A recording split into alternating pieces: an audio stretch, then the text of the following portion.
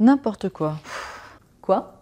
Je lis qu'il y a des chercheurs qui pensent que l'IA constitue un risque existentiel pour l'humanité. Et alors, ça ne t'inquiète pas, toi? Ben non, c'est n'importe quoi. Une IA fait ce qu'elle a été programmée pour faire. Elle ne va pas se réveiller tout à coup et décider d'exterminer l'humanité. Ce n'est pas une vision très juste. Prenons quelques minutes pour comprendre les risques existentiels liés à l'intelligence artificielle.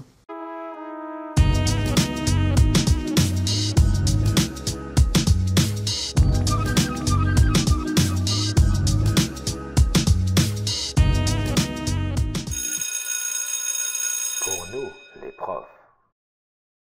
On répète souvent, et je suis la première à le dire à mes élèves, que les machines sont très bêtes et qu'elles ne font que ce qu'elles sont programmées pour faire. Mais avec le machine learning, c'est un peu plus subtil que ça. Pourquoi? Prenons l'exemple, célèbre pour illustrer les dangers des IA, d'une machine à fabriquer des trombones.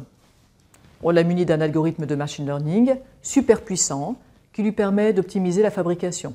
C'est-à-dire qu'elle va prendre en compte tous les paramètres, la disponibilité des matériaux, le prix, la psychologie humaine, etc. Et on la laisse déterminer les actions à entreprendre pour maximiser la fabrication de trombones. D'accord?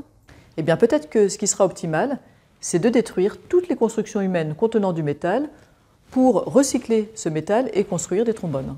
Ouais, enfin là, ton IA, on ne peut pas dire qu'elle serait très intelligente.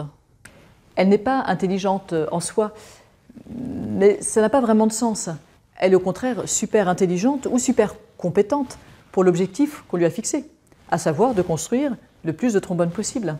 Il n'y a qu'à lui donner un objectif plus malin. Tout à fait. Mais ce n'est pas si simple de lui donner un objectif qui soit aligné avec nos besoins, nos valeurs. On appelle d'ailleurs ça le problème d'alignement. Faisons l'exercice, tu veux bien? Quel objectif tu donnerais à ton IA? Je sais pas, mettons de fabriquer 10 000 trombones pour un coût le plus bas possible.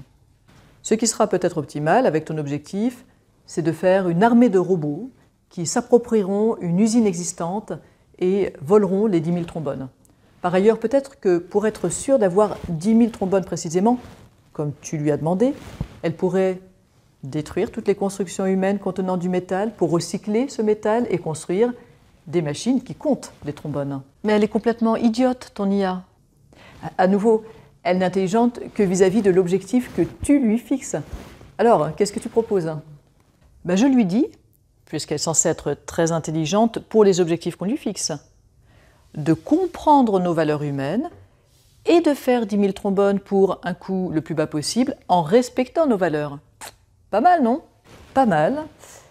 Mais pour être sûr de comprendre nos valeurs, peut-être que ce qui est optimal, c'est de t'ouvrir le cerveau et d'étudier tes connexions neuronales. Wow, je la débranche avant qu'elle fasse ça. Mais elle a prévu. Je te rappelle qu'elle connaît parfaitement la psychologie humaine. Elle a donc anticipé que tu voudrais la débrancher. Et elle s'est répliquée partout sur Internet pour être sûre de survivre, en éliminant au passage tous ceux qui auraient risqué de la supprimer. Attends, tu m'as dit qu'elle va juste faire au mieux ce qu'on lui demande et tu la transformes en monstre psychopathe. Tu as raison, elle n'a pas de mauvaise intention, elle n'est pas méchante. Simplement, anticiper les réactions des humains fait partie de la stratégie.